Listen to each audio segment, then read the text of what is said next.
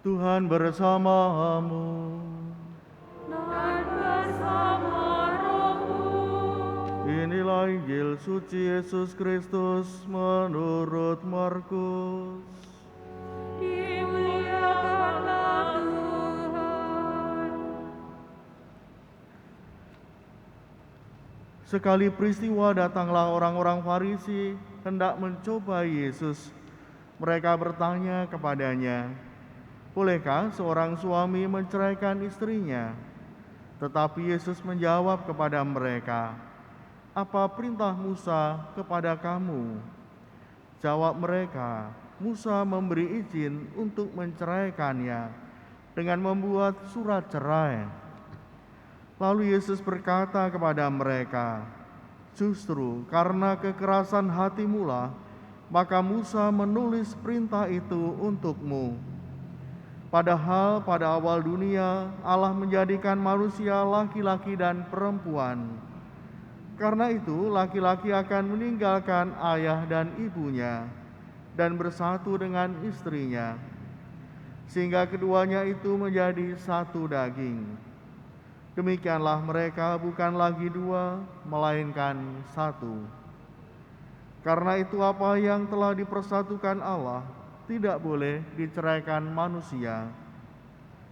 Ketika sudah tiba di rumah, para murid bertanya lagi tentang hal itu kepada Yesus.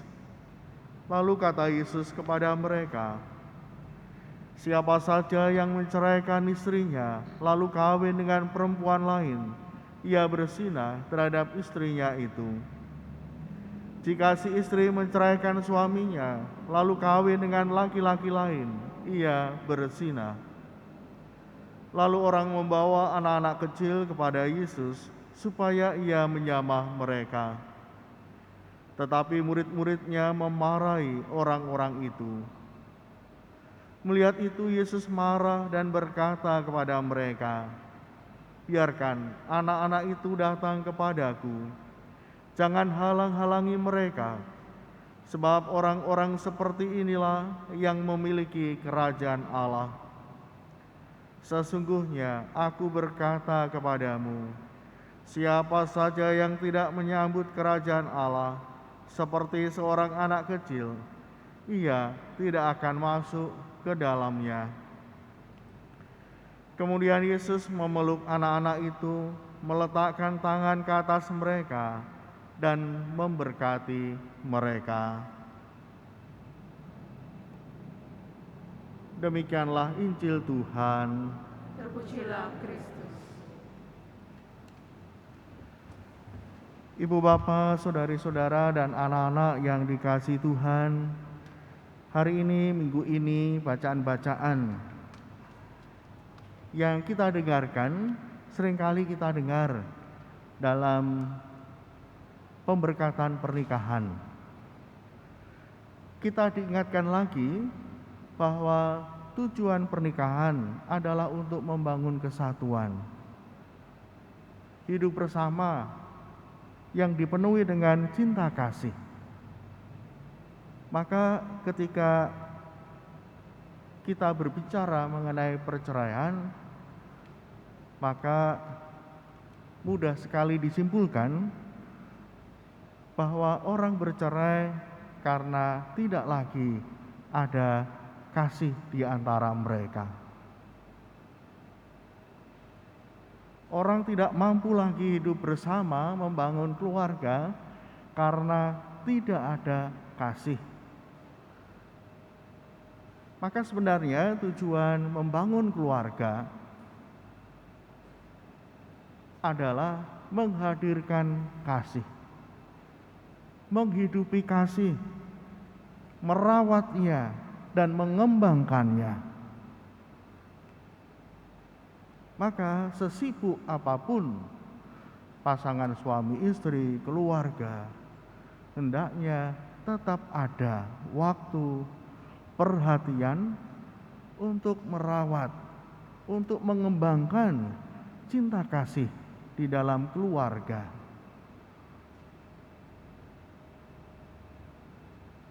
Dan juga jangan lupa bahwa anak-anak seringkali juga diarahkan kepada pendidikan yang tinggi, belajar dan belajar. Tapi jangan lupa pula bahwa anak-anak juga harus belajar bagaimana menumbuhkan, menghidupi, merawat kasih. Orang tua mempunyai kewajiban untuk menunjukkan, memberikan teladan, mengajari cara-cara bagaimana menumbuhkan kasih itu di dalam keluarga. Bisa dengan mengucapkan terima kasih, itu bentuk reaksi terhadap kasih yang diberikan oleh orang tua ketika anak diberi sesuatu. Merespon tindakan kasih dari orang lain dengan mengucapkan terima kasih. Mengajari anak mengungkapkan kasih dengan memberi perhatian kepada anggota keluarga. Mulai untuk membantu, terlibat dalam kegiatan-kegiatan keluarga. Tugas-tugas membersihkan rumah, tugas-tugas ambil bagian dalam kepentingan keluarga, bahkan juga diajak untuk diskusi bersama. Seringkali menentukan waktu untuk mengikuti misa bersama dalam keluarga itu juga tidak mudah. Ada yang Sabtu ada acara, ada yang Minggu pagi papanya goes, ada yang Minggu malam mengerjakan PR sekolah. Maka perlu berunding, mengungkapkan pendapat. Hal yang sederhana ini juga mengajari bagaimana memberi perhatian, memberikan waktu, berkorban untuk anggota keluarga. Supaya sejak dini anak-anak tahu bagaimana nanti ketika dia berada dalam komunitas, entah itu sekolah, entah itu dengan teman-temannya di lingkungan manapun, dia akan menunjukkan kasih itu kepada sesama. Tidak mudah untuk menyakiti, menghina, meremehkan, atau bersikap sombong dengan yang lain. Itu hal-hal yang bertentangan dengan cinta kasih. Maka pendidikan kasih, menghidupi kasih, pertama-tama juga tugas orang tua, panggilan orang tua. Maka ibu bapak, saudara-saudari yang dikasihi Tuhan, dalam bacaan pertama tadi dikisahkan bagaimana seorang perempuan diciptakan Tuhan dari tulang rusuk. Artinya bahwa ada kesetaraan antara pria dan wanita. Ketika di rumah, seorang ayah tidak menunjukkan kesetaraan itu dan berlaku semena-mena terhadap istrinya, pasangan hidupnya, maka anak akan mudah untuk meniru. Sadar atau tidak sadar, hal itu tertanam di dalam otak kecilnya. Menghargai orang lain dan menghargai pasangan hidupnya. Ibu bapak yang dikasihi Tuhan, tujuan keluarga sebenarnya sudah bisa terbaca ketika bapak ibu dahulu atau anak-anak muda sekarang mempunyai pacar, mempunyai pasangan. Kalau sudah sama-sama mengasihi, mencintai, maka muncul hal-hal yang membuat pasangannya bahagia. Dan pasangannya pun juga berbuat yang sama. Sehingga segala tindakan, perkataan akan diarahkan bagaimana selalu membuat pasangannya merasa bahagia, membuat aman, membuat nyaman. Dan hal itu nanti berlanjut ketika menikah.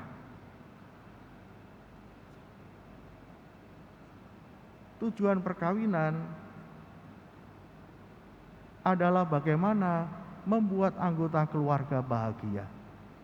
Apakah berarti yang tidak berkeluarga juga demikian? Atau tidak perlu bahagia, tidak bisa bahagia? Tentu saja orang-orang yang single, tidak menikah, hidup sendiri, juga menginginkan kebahagiaan dalam hidupnya. Dia melakukan hal-hal yang untuk dirinya sendiri bisa merasa bahagia. Sedangkan dalam keluarga, dia harus memberi perhatian kepada pasangannya dan kemudian dia juga mendapatkan perhatian. Maka di situ dia merasa bahagia. Memang orang-orang yang single lebih banyak dia memperhatikan dirinya sendiri. Tetapi jangan lupa bahwa semua orang juga terpanggil untuk membagikan kasihnya kepada orang lain, kepada sesama. Sehingga dengan kasih itu kita semua merasa bahagia. Ibu bapak yang dikasihi Tuhan, kalau hari-hari ini kita bertanya, bagaimana keluarga kita? Kalau Anda merasa bahagia, tentu patut bersyukur bahwa kasih itu masih hadir dalam keluarga Anda.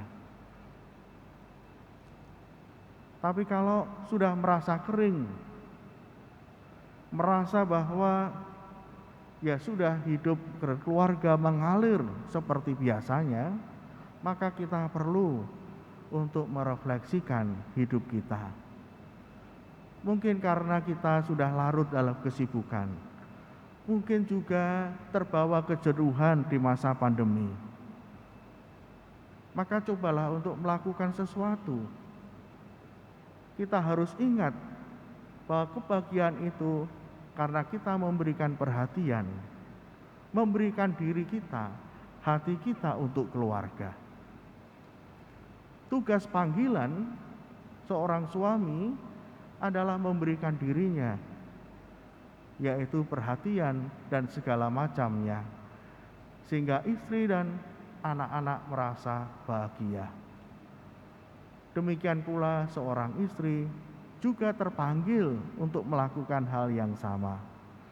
Maka ibu bapak, kalau dirasa bahwa keluarga masih jauh dari itu, belum terlambat. Mari kita menghidupi kasih itu, yaitu dengan cara berkomunikasi. Berkomunikasi kembali, mengajak anggota keluarga untuk berkumpul, untuk mengungkapkan perasaan, keinginan mereka. Dari situlah kita tahu kita harus mulai dari mana. Sekali lagi, dimulai dari apa yang kita dengarkan, dari perasaan, pendapat pasangan, anak-anak. Seringkali itulah yang dibutuhkan. Bukan dimulai dari pikiran kita, tetapi dimulai dari bagaimana anggota keluarga saat ini, perasaannya bagaimana, keinginannya bagaimana. Semoga Roh Kudus selalu menerangi dan meneguhkan kita, membantu kita untuk menumbuhkan kasih itu, merawatnya dan mengembangkannya dalam hidup keluarga kita masing-masing, keluarga Anda dan keluarga dimanapun, khususnya yang saat ini sedang menghadapi masalah. Kita berdoa buat kebahagiaan keluarga-keluarga Kristiani khususnya dimanapun berada. Berkat Tuhan menyertai kita. Amin.